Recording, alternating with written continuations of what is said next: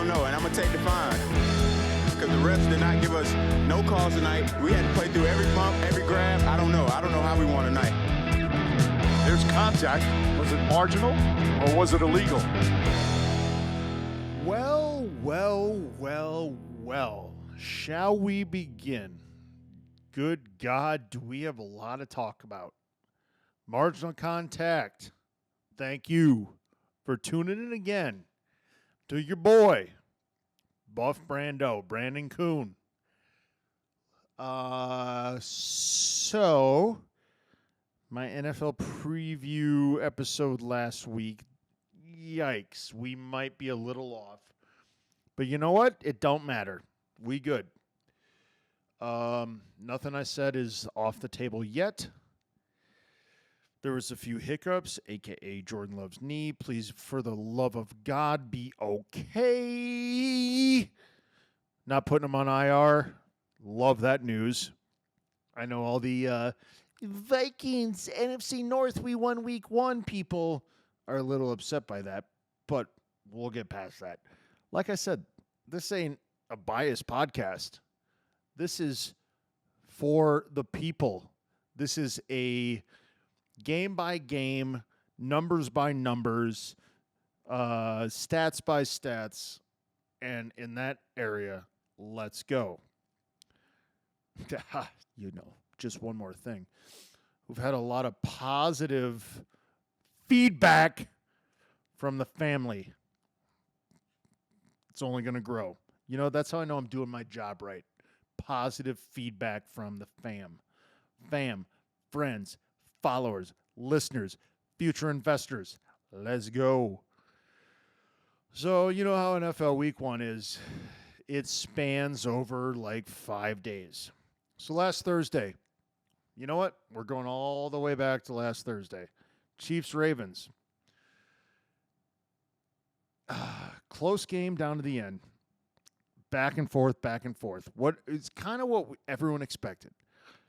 But you know what my biggest problem is not the pumpkin pie haircutted freak named Travis Kelce, who has officially become the biggest beta-ass bitch in the NFL. It's the rich get richer. Xavier Worthy, the Buffalo Bills, the team you can't beat is the Kansas City Chiefs. And you just hand this guy, this Texas wide receiver stud, to the Chiefs.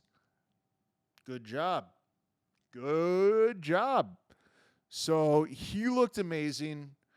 It's a first game. So, clunky here, clunky there. Mark Andrews didn't do much. Travis Kelce didn't do much. The game came down to one toe. Patrick Mahomes talks little shit about the color of his cleats. Whatever. The Chiefs, the rich get richer for the Kansas City Chiefs. And for personal reasons, this can't happen. Just saying. So then we move to Friday. This is where I get very invested because I don't know if anyone who listens to my show has noticed I might be a slightly big Packers fan. And you know what? We played this game in Brazil, in a third world country, on a field not meant for football. And gee, you wonder why the game fucking sucked. Players on each side sliding, falling, slipping. And then with 6 seconds left, Jordan Love, God, you know what? God was on his side. He only is going to miss a couple weeks with an MCL sprain. I thought it was a ACL tear. Don't get me wrong. I completely thought with 6 seconds left in week 1 that my season was donezo. But you know what? I'm going to take that out of context. I'm going to take it out. I'm just going to talk about the game. Not going to mention the terrible field. It was terrible. Shouldn't have played there. This game should have been played in America. I'm not going to talk about it. I'm not going to talk about how big of a hypocrite Roger Goodell is for player safety because he should have been playing in Brazil. Shouldn't have done it. But again, I'm not going to talk about it. Both teams suffered because of the conditions. But I will say one thing. Holy God, Saquon Barkley looked amazing. He looked rejuvenated. He looked refreshed. He looked everything, all of that and more, not being on the New York Giants. Can you blame him? So 3 touchdowns for Saquon, almost 100 yards rushing, a bunch of other yards receiving. I didn't hate the Packers defense, and you know what? Like I said, it just without Joe Barry there, it made it watchable. Couple plays, Jalen Hurts. I'm still not sold on you, brother. You still make some really, really bad decisions, dude. You had 2 interceptions, could have had a couple more. Whatever. You beat us. And the J Love thing, Jordan Love, he's not even on IR. That's the biggest thing that I'm taking away. You know what? 0-1 ain't ideal. You want to be 1-0. But 0-1's not the end of the world. I mean, the Chiefs were 0-1 last year, and they won the fucking Super Bowl. So, we're okay. We are okay. But I feel like the Jordan Love injury could have been avoided if you weren't playing on a field meant for 130-pound little soccer players and you're playing with 300-pound NFL players. And then you try to sell me on player safety. I'm not buying it. I'm not doing it. Anyway, not punting on the Packers season, thank God, because if you listen to my episode last week and you heard my Super Bowl prediction, if Jordan Love was out for the season, I would have looked really, really dumb. And luckily, I'm not. I'm smarter than all of you. That's why you listen to my show, especially people related to me. Cousins group text. Anyway, so let's move on to Steelers versus Falcons. I'm going to go game by game, okay? I'm going to give you my analysis from every game because that's what I do. That's why you make money. That's why you listen. That's why you are entertained. So Steelers versus Falcons. So about 90 minutes before the game, Russell Wilson was ruled inactive. So I initially, as soon as I heard that news, I threw $500 down on the Steelers because I knew without the fakest dipshit in sports history and the second fakest dipshit in sports history, Kirk Cousins starting for the Falcons, I knew the Steelers were going to win.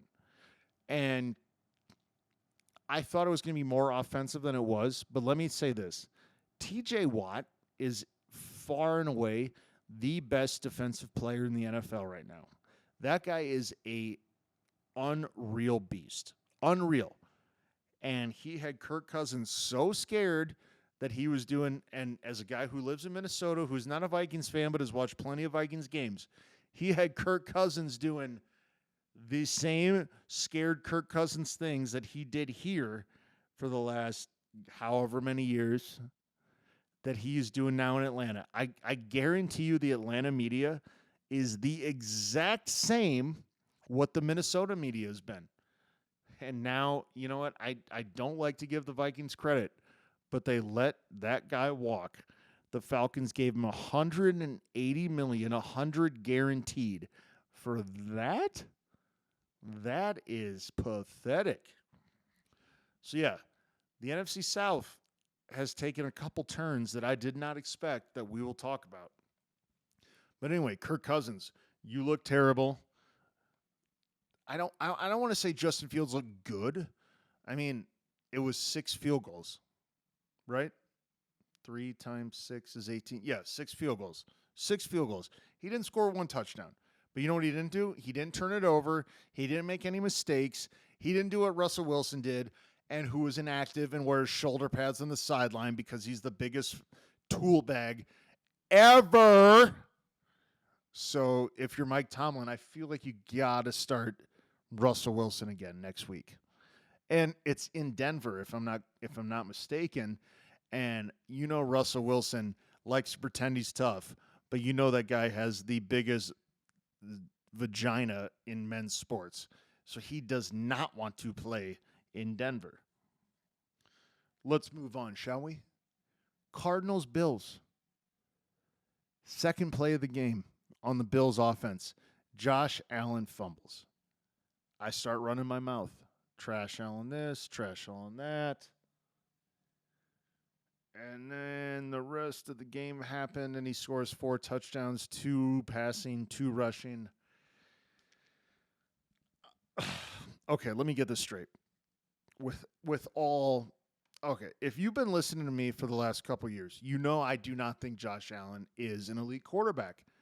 I don't think he is a Super Bowl caliber player.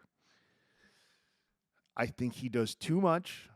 I think the team puts too much on him. But after that first possession on Sunday, the Bills don't win that game without him. But that's cool in week 1, right? That's cool in week 1. If your supposed MVP quarterback, who I like to call Trash Allen, and maybe I'm a little overcritical of, although I don't think I am, if he has to do all that to win by 6 points versus the Arizona Cardinals at home, you think you're winning a division? You think you're winning a playoff game? You think you're winning anything that's relevant? Hey, Bills Mafia, go jump off a fucking bus through another table. I'm sorry. You guys are idiots. Your quarterback is overrated. Your front office is overrated. And what you have around him is not going to beat anybody. When it matters, you are going to come up short again, and then you're going to go jump through another table on fire. As well you should. And as a WWE fan, I respect the table stuff. But I'm just telling you, in week 1, it looks cool. In week 17 and week 18 in the wild card round, it ain't going to look so cool. You should be used to that, right? You should be used to it. All right, let's come to one near and dear to my heart. Oh, my good God. The Titans and the Bears. So, as a Packer fan, I'm sure none of you knew I was a Packer fan. God forbid. I'm not a homer at all. As a Packer fan, all I heard all offseason, Caleb Williams finally going to change. Trade Justin Fields. Draft Caleb Williams number 1. We're on Hard Knocks. We got Keenan Allen. We got DJ Moore. We got DeAndre Swift. We got all this. We got all that. You're 1-0. But you're 1-0 because you played, dear God, Will Levis. How are you an NFL quarterback? How? I that's a real question. If you want to call into the show, Will, and tell me how you're an NFL quarterback, like you got better biceps than me. That's great. I mean, I got some good arms. If you're watching on YouTube, you can see I got some good arms. If you're listening, just trust me, I got some good arms. But I've never played quarterback in my life, and I would not make the same choices that Will Levis did in that game. Like, between the pump block for a touchdown, the pick 6 for a touchdown, Caleb Williams threw for 93 yards. 93 yards. And the Bears fans are acting like they're good. You know what? Props. You know what? I will say this. If your best players play a terrible game and you still win, that's a huge, huge coup. But these people are hoisting him up like he had anything to do with it. The Bears didn't score a touchdown on offense. They scored a touchdown on a pick 6, a block punt, a kickoff. They're terrible. That's the same old Bears. Week 1 Warriors. Good job, guys. Good job. I'll see you in January when you're sitting on your ass and the Packers are in the playoffs. Will Levis, I don't want to write anyone off too early. We'll get to that later when I talk about Bryce Young. But holy Christ, you're terrible. You are absolutely garbage. And you were the best Bears quarterback on the field, and you were wearing a Titans jersey. I hate to say it, but it's true. Again, shall we move on? Patriots Bengals. Probably the single biggest surprise of the weekend. I'm in a survivor pool, right? There's about 1,100 people in this survivor pool. Almost 400 of them picked the Bengals.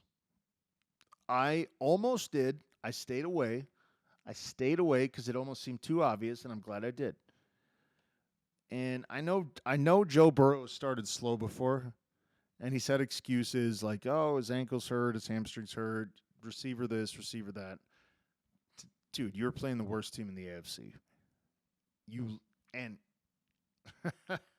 I watched a good chunk of that game. You are out of excuses. And this is the type of loss that, say you right the ship. And the AFC is a loaded conference. You're going to be in a battle with a lot of people, not only your own division, but the whole conference, like I said. You're going to look back in December, if you're in like a tie for the last wild card spot, be like, holy shit, we lost to the Patriots in week 1. And if that happens, you have no one to blame but yourself. Your new Macaulay Culkin haircut, Joe Burrow. I've been your biggest defender since day one. I'm not writing you off. I am still all about you, dude. But man, you had excuses for injuries and people missing the last couple years. You lost to the Patriots with Gerard Mayo, with Jacoby Brissett. Come on, dude. You guys can't do that. Especially if you want to call yourselves contenders, whatever it is. So, yeah, I think we'll reevaluate this at the end of the show. But going into right now, the worst loss of week 1 has to be the Bengals to the Patriots. It ain't pretty, boys and girls. And Mark, the guy who auto-drafted for my fantasy team, that's a side project. We'll get into that later. Let's get into one of the best games of the day. Texans-Colts. You know what?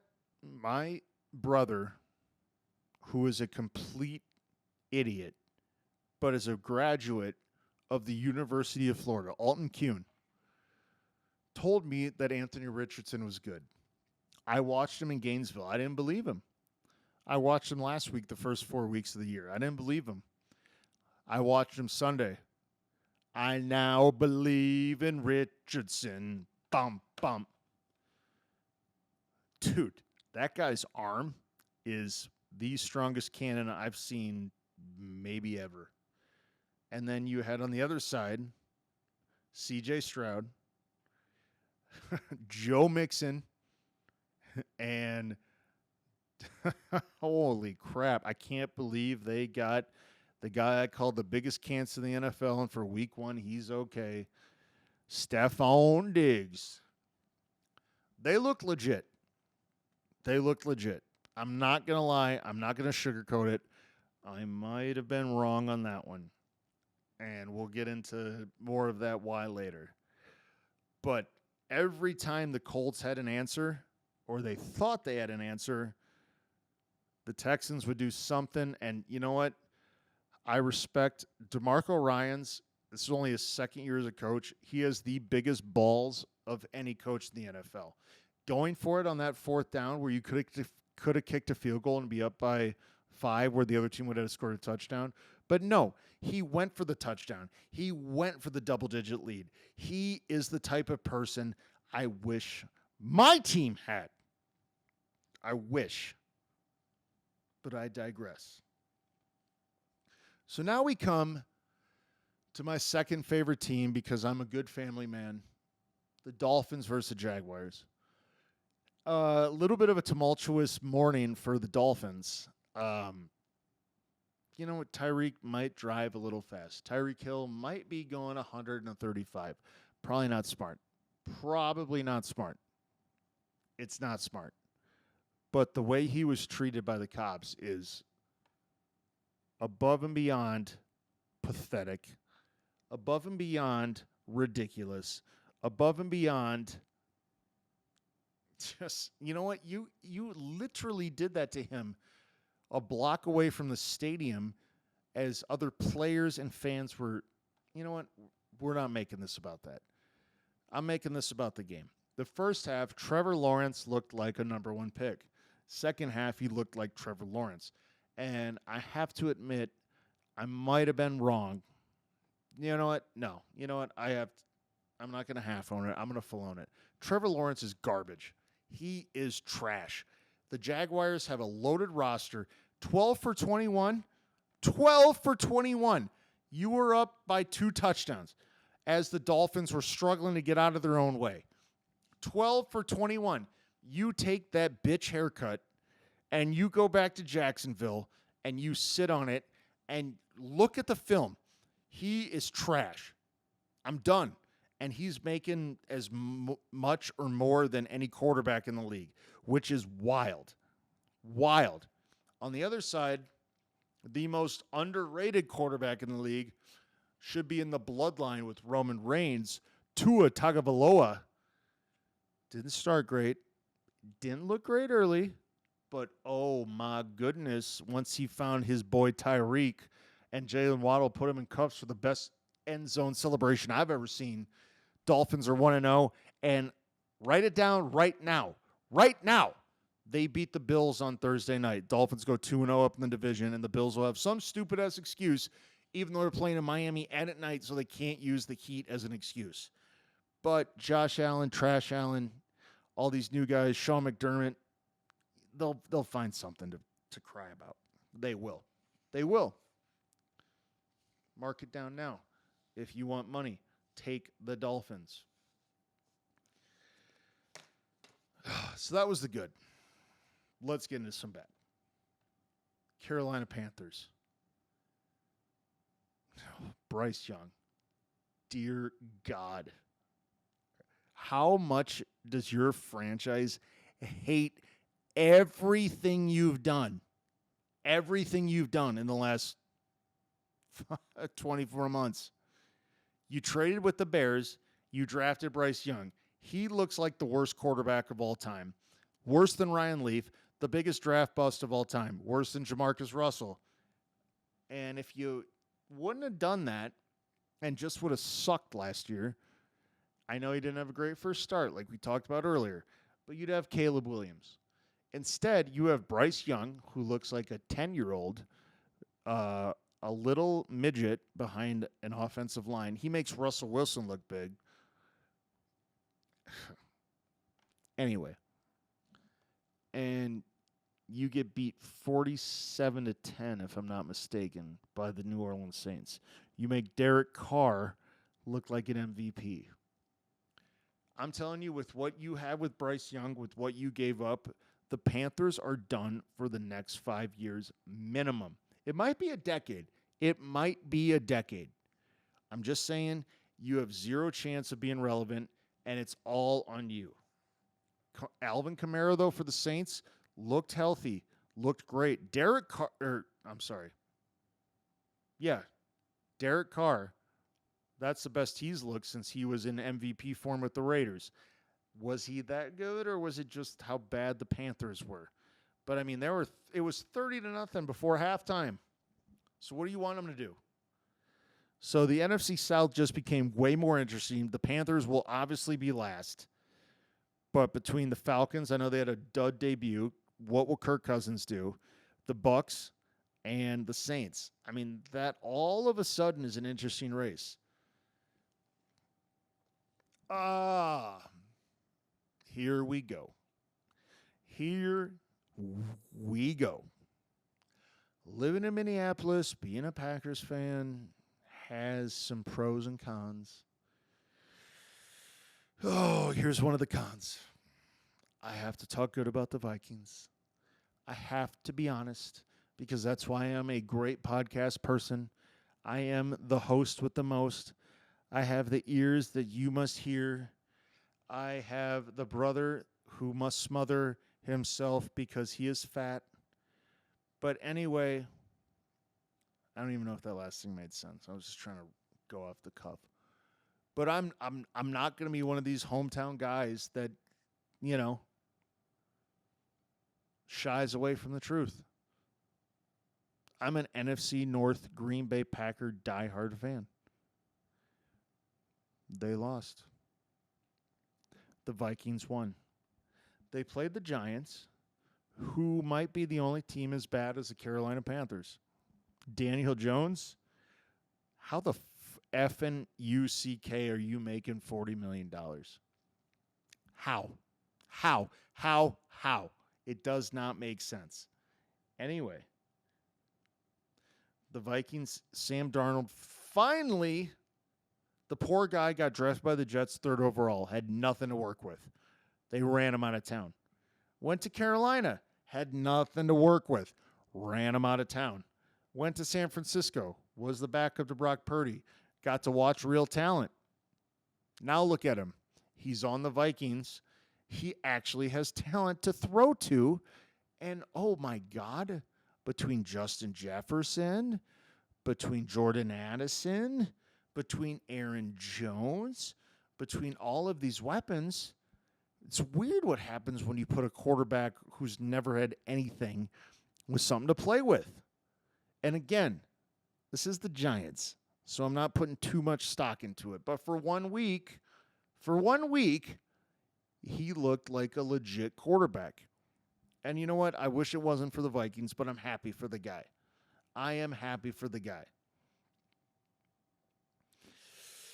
Ooh, this next game, do we really need to talk about Raiders-Chargers? All we really need to say is Harbaugh week 1. Never lost. 4-0 with the 49ers, 1-0 with the Chargers. Although I will say, even though they won, I think it was more about how bad the Raiders were because Herbert had nothing to throw to. I think he only went for 149 yards. I mean, for a guy who's been talked as an MVP candidate, that ain't great. The defense looked good. Minshew looked average. Devontae looked like he shouldn't be there. Trade him to the Jets to get back with Aaron Rodgers right now.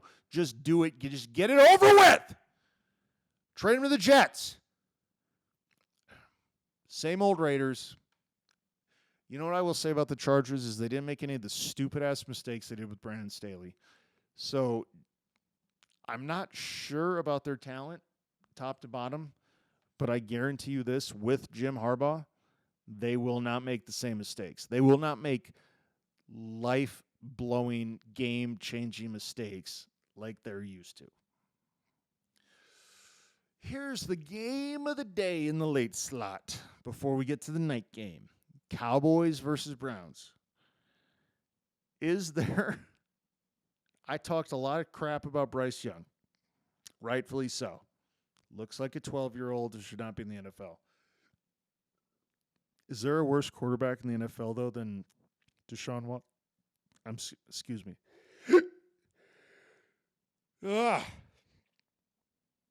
Is there a worse quarterback than Deshaun Watson in the NFL? That's a hard no for me.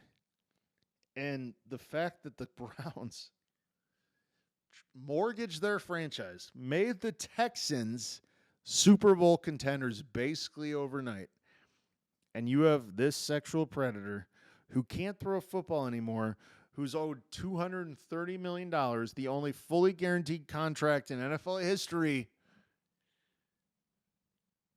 I don't care what his numbers are. If I'm Kevin Stefanski, I'm looking behind on my bench, I'm seeing Jameis Winston, and I'm saying, I'm cutting my losses. If I'm the Browns front office, I'm saying, get out of here, weirdo. I'm going to Jameis. Deshaun Watson, holy Christ, 24-45 for 169 yards. That's a 3.8 yards average, QBR of 9.4, 1 touchdown, 2 interceptions. That is worth $230 million guaranteed, fully guaranteed. The Browns, if they cut him, if they bench him, they still have to pay him. The rest of that roster is Super Bowl caliber. Super Bowl caliber. And you traded for this idiot? I mean, you know what? you're a Cleveland team. So am I shocked? Nah. But at this point, I think it's time to look at Jameis Winston. Jameis Winston for week 2. And you know what the even funnier part is? Is now let's talk about the next game. Tampa Bay Bucks versus the Washington Commanders. Baker Mayfield, your old quarterback, Cleveland, is balling out of control. Balling. 2 touchdowns to Mike Evans, 1 to Chris Godwin. Great start. It's kind of hilarious. He has to be laughing his ass off as you guys fall and crumble as he's crushing it for Tampa. As for the other side, Jaden Daniels, a little bit up and down. Rushing 88 yards, passing under 200 yards. But, not a terrible rookie debut. He just didn't get the love and the hype, rightfully so, that Caleb Williams got, but I thought he was better than Caleb Williams week 1. So we'll go with that. But, Bucks.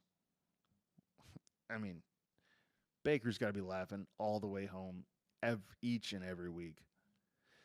Sunday night, Rams-Lions, back and forth. So a lot of people are going to say I'm a little, I don't want to say biased, but I'm a little bashful on this one. I don't think there's a more overrated quarterback in NFL history than Matthew Stafford. I'm sorry, I just don't. He made Calvin Megatron Johnson retire in his prime. He did. He won a Super Bowl in L.A. Tell me it wasn't rigged. I'll fight you for it. I'll prove you wrong because, I'm smarter than you.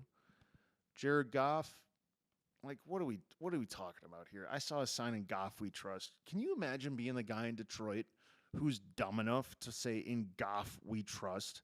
That's pathetic. Anyway, back and forth game. Boom, boom, boom, down to the wire. Goes to overtime. I'm usually not a big Dan Campbell fan. I think it's ironic and kind of funny that he's in these Applebee's commercials because he reminds me of an Applebee's coach. 4 times a year he's right. 4 times a year I want to go to Applebee's. 4 times a year I want a Fiesta Lime Chicken. 4 times a year it sounds good. If I go there any more than 4 times a year, my stomach blows up. I got the bubble guts. I got mud butt. I got all that. So I'm still not sold on the Detroit Lions. I'm just not. I refuse to do it. Until Dan Campbell erases what he did for that fourth quarter in the NFC Championship, the Lions are still the Lions to me. They're from Detroit. They're born losers. All right. The dogs are home. All right. If you're watching on YouTube, you're getting full blast puppies home from daycare.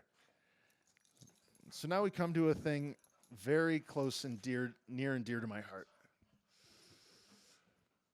This is why I waited until Tuesday to record. Aaron Rodgers, the love of my life. The first game in 2 years. Monday Night Football. I almost cried last year when he tore his Achilles in the first 4 plays. And you know what makes me really mad is he played the best team in the NFC, the team that was in the Super Bowl last year, a play away from winning the Super Bowl, has the best defense in the NFC. And like I said, this guy hasn't played a down in 2 years. Was he perfect? No. Was he terrible? No. The Jets lost, okay? That's fine. But these sports heads that I'm supposed to look up to on social media and are on TV who are ripping him, and I have a feeling they're not ripping him because of football. We can go into that to another day when I have more followers. AKA your COVID vaccine bullshit psycho pieces of shit. No, he didn't play terrible. He didn't play bad. He survived the whole game. He's a 40-year-old quarterback. It's week 1 versus the 49ers. What do you think is going to happen? Couple bad passes. Yes. You know what the bigger problem was? Is the thing that I thought was their strength was their defense, who got gashed by some guy I've never heard of. Christian McCaffrey didn't even play, and the 49ers ran through them like they were silly putty. That's my biggest gripe. But you know what? All you idiots can week one laugh. You can week one make fun. You can week one rip on him. But by the end of the season, you're going to come back to marginal contact and you're going to see who was right. And guess what? It ain't going to be you. It's going to be me. So I'm just saying. So there's the week one content for Marginal Contact. And thank you for listening. If you're smart, you'll listen to what I have to say. You'll make your bets on what I play. And we'll go from there. Anyway, I got shit to do. I got people to see. I got people to talk to. I got to influence people. I got family members to piss off, apparently, according to this Cousins chat, a.k.a. shout out on Marginal Contact for the Kuhn Cousins. But yeah, so next week, here's predictions. Packers win with or without Jordan Love. We're beating the Colts at home. Write that down. The Jets are getting back on their horse. Chiefs, sadly, still amazing. Ravens, don't worry, you'll bounce back. Lions, I hate to say this, you're actually good, but your coach is still a moron. Anyway, Marginal Contact out. I'm still working on this solo thing, still getting into the groove. But thank you for listening. Friends, family, followers, future investors, get on board because this shit's only getting started. And you know what the best part is I'm talking about only football now, but we're only 5 weeks away from the Timberwolves, baby. And then the NBA comes in on this.